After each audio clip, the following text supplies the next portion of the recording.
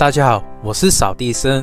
今天很直接，我想跟大家聊一聊一个改变我命运、让我创业成功的人，他就是 Kobe Bryant。很多人对 Kobe 的印象可能是一名很出色的篮球员，的确，他甚至是很多 NBA 现役球员的偶像。但我想问大家一个问题：当 Kobe 离世1周年了，大家怀念的是 Kobe 的篮球技术吗？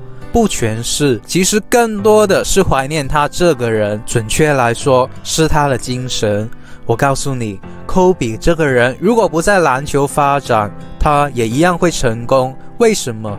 因为 Kobe 不仅仅是打篮球的，他还是一个企业家、演讲家、哲学家、心理学家、教育家等等。是的，是篮球让大家认识 Kobe。但篮球只是一个载体，我很肯定的说 ，Kobe 的成功是命中注定的，因为他的这种思维模式和精神，就算套用在任何一个领域，也会成为那个领域的专家。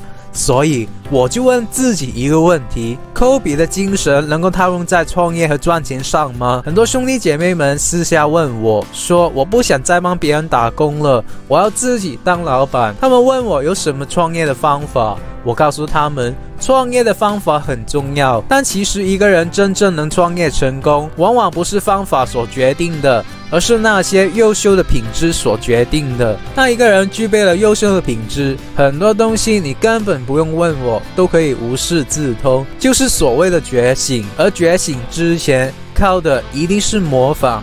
因为模仿是学习的基础，我们无论学游泳、学开车，甚至刚开始学走路，也是靠模仿。我毫不夸张的讲，只要大家把这部影片看到最后，弄懂这些优秀的品质，你根本不用怕赚不到钱，也不用思考赚钱这件事，因为赚钱将会变成你的本能，你只需要像 Kobe 一样找到一个载体就行了。但开始之前，我还是强调一下，这个频道是专门培养企业家、资本家、有钱人的。如果你想免费的获得这方面的资讯，你可以考虑订阅我的频道，然后打开小铃铛。我真心的祝福为这部影片点赞的兄弟姐妹们早日达到财富自由，也希望大家可以无私的把影片分享出去，让更多的有缘人获得祝福。好了，话不多说，我们直接上干货吧。首先，成大事者最重要的是研究细节的精神，去把所有让你成功的细节都研究透彻了。有句话叫做成大事者不拘小节，这句话就把很多人害惨，让大部分的人都只是普通人。当你是个菜鸟的时候，你就要去找一个偶像，然后直接模仿他。比如 Kobe 的偶像是 Michael Jordan， 他刚进 NBA 的时候就直接模仿 Michael Jordan 的每一个动作， Jordan 的每一个走位、每一个防守他都去研究到连 Jordan 带球过人的时候会吐舌头的小习惯他都全单模仿了，学到了以后就变成了自己的。这就是所谓的青出于蓝胜于蓝。不止这样， Kobe 还把所有 NBA 优秀的选手的比赛全部看完，并且还买录像回家，一遍遍的去研究他们的技巧、战术还有训练，每一样都研究到极致。因为他要成为这些人的王，他要打败他们。我们创业或者做自己事业的时候，就要去找一些我们领域的领头人，比如我自己会研究 Steve Jobs、李嘉诚、马云、马化腾等等，我会去看他们的自传、访谈还有演讲。你看多了，就会从这些企业家身上找到规律。就像我们写字一样，你不去看那个字，你永远也不会写。我们要做到一个境界，就是把我们的偶像的生平都研究到透彻，甚至要比他们更了解自己。你觉得很夸张吗？还有更夸张的，当 Kobe 把自己的技术搞上来了以后，就去研究在哪个角度犯规是裁判看不见的，去研究什么样的动作会得到裁判的罚球。简单来说，就是研究裁判的心理学。心理学是每个行业都要研究的，有利于我们去谈生意、去找合作。就算你是打工的，你也要猜测老板心里面在想什么，对吗？你工作能力再好，如果把你的老板板给得罪了，而你的同事跟老板的关系比你更好，升职加薪的人也不会是你啊。那研究完心理学，科比就去研究篮球鞋。他发现当时所有篮球鞋都是高帮的，就是为了保护脚踝。那他就问自己，为什么不可以做成低帮的呢？用低帮的话可以跑得更快，弹跳更高啊。于是他就找到了 Nike 公司，说要做一款低帮的篮球鞋。Nike 公司的负责人就傻眼了，说不可能，篮球鞋从来都是高帮的啊。科比就问，为什么一定要是高帮啊？我也不知道啊，反正就是高帮啊。于是科比就跟那个负责人讲了一堆运动学、人体学，他要去用科学去论证为什么低帮更好。我们要感谢科比，因为他世界产生了低帮的篮球鞋。听到这里，大家要搞清楚，我不是要让大家去研究篮球鞋，我这里是培养大家赚钱和创业的，所以我是希望大家去研究如何创造你们行业里面最优秀的产品。很多老板问我说，他们公司的产品好像已经达到了瓶颈期，已经不能在原本的功能上再加长了。我就告诉他，去研究产品不方便的地方，然后给它优化了，或者把其他产品优秀的地方加到自己的产品里面。我举个例子，以前我们是研究如何把一部很大很重的电话缩减到一部可以放在我们口袋里方便携带的手机，玩的是减法。以前我们的手机只有打电话的功能，后来就慢慢加上拍照、听音乐还有上网的功能，玩的是加法。你听懂了吗？我知道有的人就会说，道理他们都懂，但就是没有时间去研究这些啊，而且就是不知道如何开始啊。这些人认为科比或者其他伟人，他们之所以成功是与运气还有天赋有关，但这是你个人的想法罢了，别把只是自己的想法当成是事实。你没有试过认真的去研究每一个成功的企业家或伟人吗？如果你有的话，你就会找到他们有一个规律和共通点，就是他们都会觉得自己是很渺小的，所以他们会不断的去看书、去学习，希望能充实自己的知识。我告诉你，读书是这个世界最划算的事了，因为你只需要花点钱，就可以把这些伟人的一生精华都学到了。提升自己的第一步是谦虚，然后就是学习。连这些你认为比你有运气和天赋的人都去读书的时候，你还有借口偷懒吗？但就算你是一个谦虚的人，还是存在一个最根本的问题，就是时间和悟性的缺乏。我知道这是大家最难跨过的一个坎，尤其是时间。当你工作完已经很累了，就没有心情去学习了。我是过来人，所以我懂。我也想到了一个办法去帮大家解决这个问题。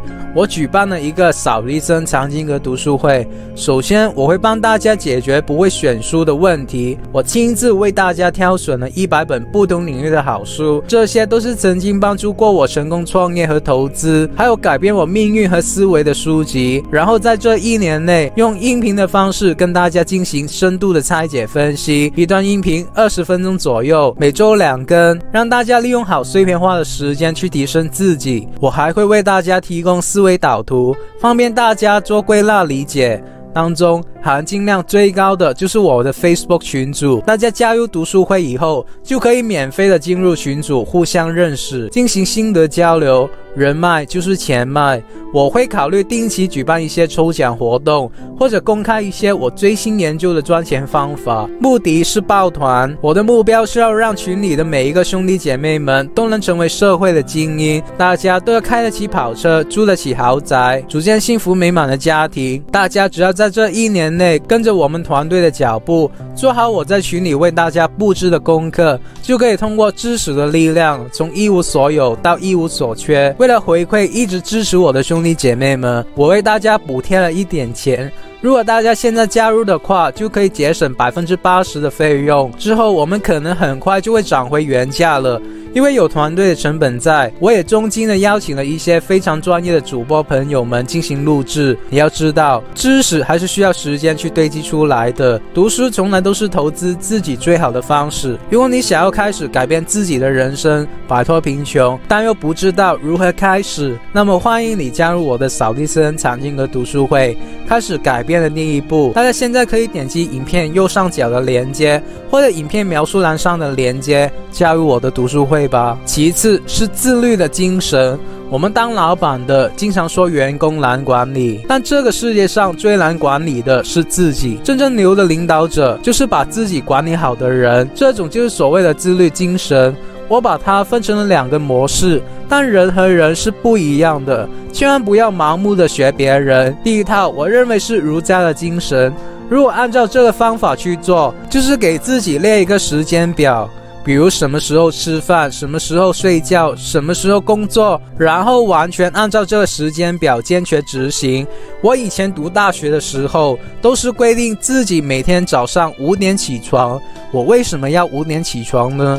因为我是学李嘉诚的，而他就是儒家思想的追随者，用儒家思想去管理自己，去管理自己的公司，所以他成功了。而科比也曾说过一句很经典的话，你知道洛杉矶的凌晨4点是什么样子的吗？因为这句话，他被称为洛杉矶凌晨4点的太阳，也就是说他从凌晨开始训练，形容他这个人非常自律。有人质疑这是假的，但我觉得科比想表达的只是他自己花了非常多时间在训练。当时我就学李嘉诚和科比，每天凌晨就起来读书了，但坚持了好几年，实在受不了了，因为每天都是黑眼圈，脑袋也不清醒的。我发现自己并不适合这种方法，那怎么办呢？其实我们不一定要跟随自律的方法，只要达到自律的效果就行了。去思考这个问题，我们就要去了解自律的定义。自律就是要让我们心中有一把尺，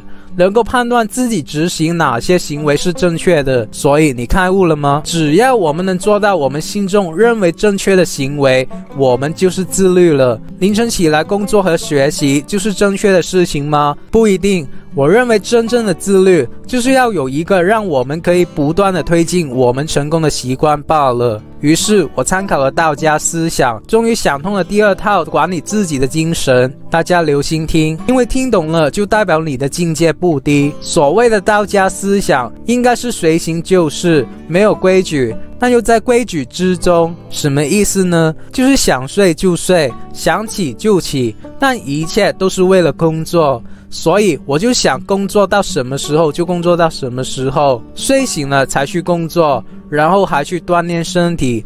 这样一弄，我的黑眼圈也没了，我的精神头十足了，工作效率变高了，人也精神了，收入更高了。所以第2套就是跟着感觉来，但一切为了工作，就是想睡就睡，睡醒了就工作，渴了就喝，饿了就吃，随心所欲不逾矩。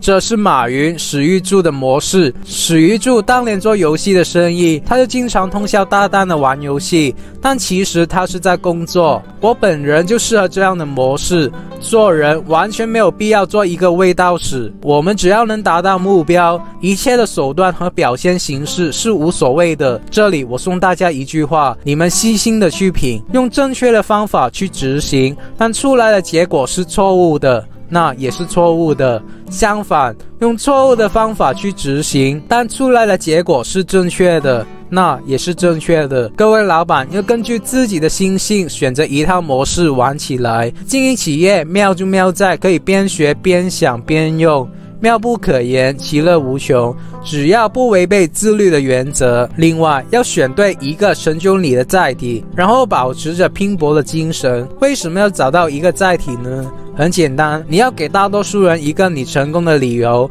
你不能说科比是因为很勤奋所以成功啊，这只是一个因素。科比的篮球之所以打得出色，是因为勤奋这个因素，但科比之所以成功，却是因为打篮球出色这件事。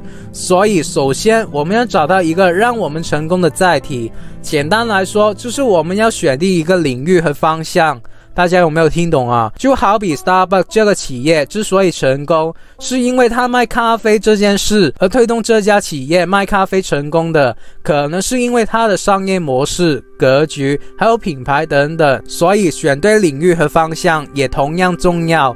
那什么样的载体具有前途呢？如果大家有投资股票的经验，就会知道现在股价涨得最多的就是互联网行业的公司，简单来说就是科技股，因为将来很多实体行业都会被人工智能所替代，届时就会出现一波行业的大洗礼。如果大家想尽快的投入互联网的行业，我建议大家更加要考虑在 YouTube 这个平台来创业。我之前很多影片都有解释到，你们有兴趣的话可以去看一下。但我想强调的是， YouTuber 的收入其实是很可观的，但前提是大家要知道如何变现。这里我就想给大家推荐我参加过的小船 YouTube 金牌运营课程，这个课程也毫不夸张的讲，帮我解决了大部分在 YouTube 上实际操作的问题。最重要的是，小船在他的学员 Facebook 群组也给了我频道很多的建议，让我从对 YouTube 一无所知到现在一无所获，所以我必须要报恩，给大家推荐他的课程，真的特别好。我建议大家点进去我影片描述栏上的链接，拉到最下面有一个免费的网络研讨会，大家可以先听一下，熟悉一下小船的教育风格。如果大家现在报名参加的话，还可以用到链接里我为大家争取的最优惠价格，是一个很大的优惠。好了，选对了载体也不代表我们能成功，我们还需要最基本的拼搏精神。只要大家有拼搏的精神，混的一定都不太差。我把它细分成耐力、吃苦、果断还有奋斗。先说第一个，耐力。我们很多人做事有爆发力已经很不错了，因为还能持续拼搏一段小时间，但是不能长期的拼，这样的人注定只能给别人打工。你需要往前跑，不一定要是这个领域里跑得最快的，但是要跑得久。我们看 Kobe 37岁才退休，而且退休时还能一个人拿下60分。大家都知道运动员退休是比较早的，因为身体承受不了运动量，特别 NBA 这种高强度的比赛，所以 NBA 平均退休的年龄也是30岁左右，而 Kobe 却整整晚了7年才退休。很多人以为是他保养得好，其实不然。Kobe 因为他在场上特别的拼，所以基本上浑身都是伤，他都是带着伤去打每一个比赛的。忘了告诉大家，其实 Kobe 还是一个人体学家，比赛的时候手断了，他就直接把骨头给接了，然后继续比赛，因为他是有研究过的，他知道怎么处理是对自己最合适的。所以大部分的人都跑不久，他们迟早换行业，而如果你跑得久，那么优势会累积下来，最终成为行业的王者。其实跑得久不是说你在这个行业混着不能3天打鱼，你是要持之以恒的跑，只要跑早晚都会达到目标。第二，要有吃苦的精神，做任何事情如果不付出艰辛的劳动而想做好是不行的。很多伟大的事情都是由单调而乏味的小事情构成的。这个世界上除了你的父母会无私的给予你钞票外，大概就只能靠自己获取了。说句很多人都接受不了的话，包括你的老婆或者老公都做不到无私给予你钞票。我们要清醒地认识到这个社会的现实，所以我们要锻炼自己吃苦的能力，因为你不吃苦是不行的。第三是果断的精神。果断为什么要提出来了？因为人的一辈子都是在选择的一辈子，有了果断的精神，能让我们节约不少犹豫的时间。我也碰到过很多反复思考决定不了的事情，索性抛硬币决定，因为犹豫太浪费时间了。很多事情只有在做的过程中才能具体的了解，在选择上浪费很多时间是极其划不来的事情。就像 Kobe 很多时候都不跟教练的战术去做，为什么？因为球场上的变化太多了，当战术不符合场上的形势， Kobe 就要果断的按照自己的经验去分析每一颗球该怎么样去处理。与果断配合起来的一个品质就是坚持。当你选择好了一件事情的时候，就动手去做了，就别老是想其他的，你必须要坚持去做。只有坚持去做，你才能在这个领域获取更多的经验、更多的资源，累积人脉、累积知识。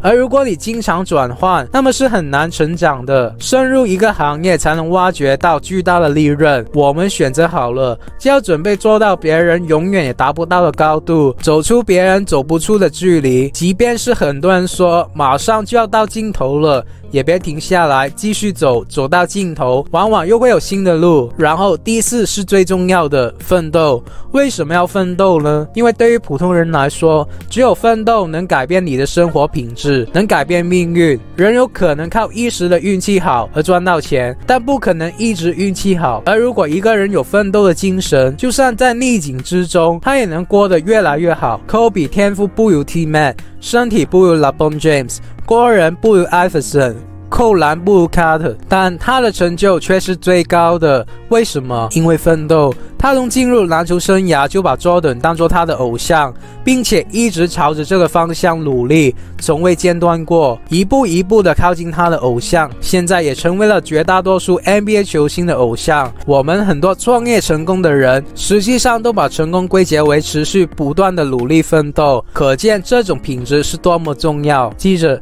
，30岁前获得1个亿，跟50岁前获得1个亿是完全2个概念。希望大家有所领悟，能够早一点培养这些优秀的品质。如果大家希望自己的家人、孩子、伴侣、朋友等等可以通过知识去改变命运，如果你足够爱他们，也希望跟他们一起进步，就欢迎大家加入我的扫地僧藏经阁读书会，让我们一起抱团，一起学习，一起交换心得和情报，成为这个社会最顶尖的精英。我的藏经阁读书会将会是一份很好的礼物，让你送给想要摆脱平凡的自己和你爱的他们。希望我们能在读书会的群里相见，也希望大家可以成功的利用 YouTube 这个平台来改善财富的情况。记着，我爱大家如同爱自己。最后，我想借这个平台怀念一下 Kobe， 谢谢您让我认识了篮球，谢谢您的曼巴精神改变了我的命运，谢谢您陪伴了我的成长，也谢谢您教会了我成功。好了，